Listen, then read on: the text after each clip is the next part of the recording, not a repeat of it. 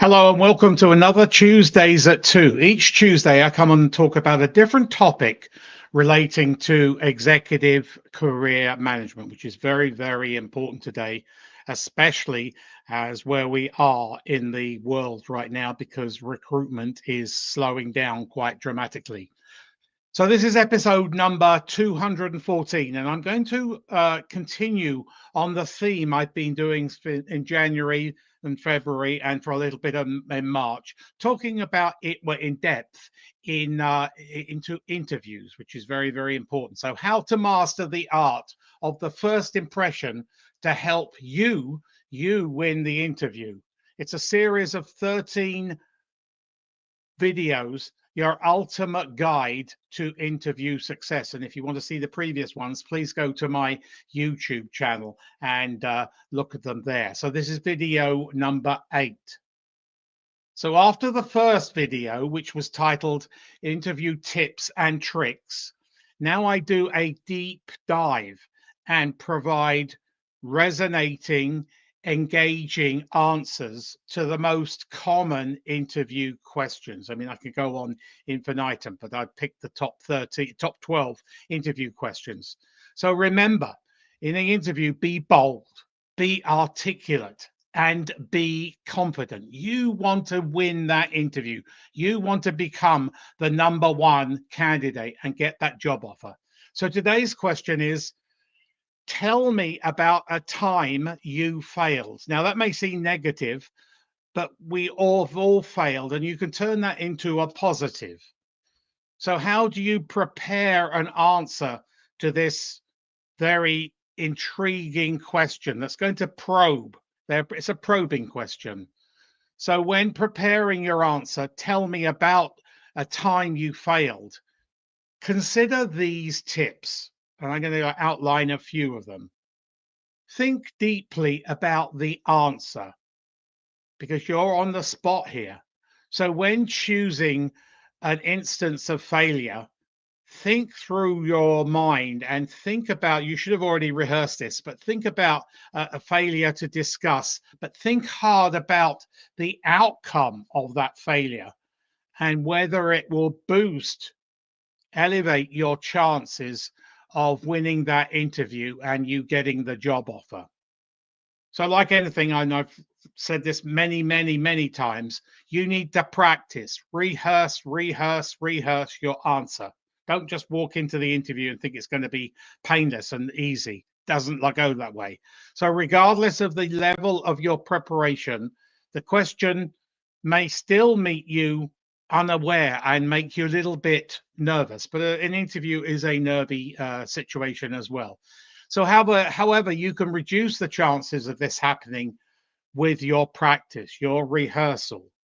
So a good way to practice interview questions and answers is through role play. You can never get enough of rehearsal, practice.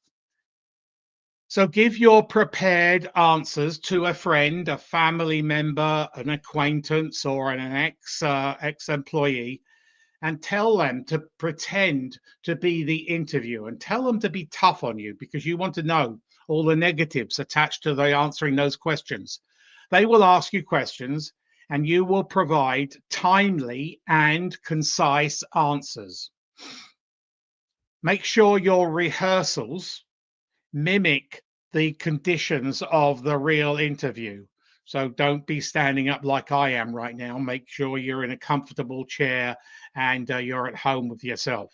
So as much as possible, mimic the interview scenario. So here is an answer. The failure that comes straight to mind is in my role as a project manager. I once underestimated the complexity of a major client project and failed to allocate sufficient resources. This situation led to missed deadlines and, of course, client frustration. So I immediately owned up to the situation and took complete responsibility and communicated transparently with the client and my peers at my employer. I presented a revised timeline with additional resources that would meet their mandate. This experience taught me the importance of thorough planning and proactive risk management. I learned a lot in this situation. Since then, I've implemented more rigorous project guidelines and assessment processes that has really tightened accountability, resulting in improved client satisfaction and on-time deliveries. Secondly, I have in my first leadership role, I failed to effectively communicate expectations to my team, which was not good. And I realize that mistake now, resulting in missing the project's scheduled mandate. I learned that assuming everyone understood the goals was insufficient. So I've taken that on board now, and everybody is well communicated with. So to address this, I implemented regular, frequent team meetings and created clear performance metrics and accountability, and established an open door policy for any questions at all from any one of the team members.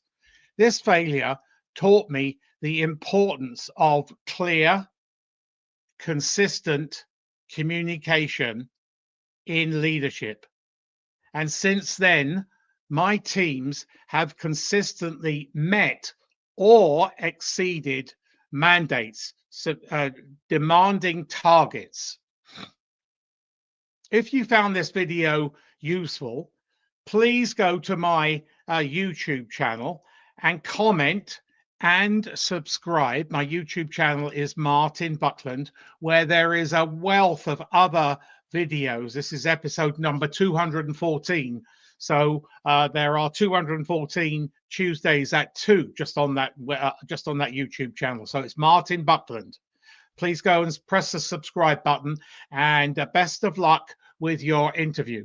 So please watch the previous 5 interviews on my YouTube channel, which address some other questions that are relating to you're going to be asked in an interview. And next week, I will, on the next Tuesdays at 2, episode number 215, I will come back and answer another interview question. So I will see you next week for another Tuesdays at 2. But remember, do something this week that is going to help you manage and advance your career. That's very important. Career management is not just when you're in career transition, it's when you're gainfully employed too. So I will see you next week for another episode of Tuesdays at 2.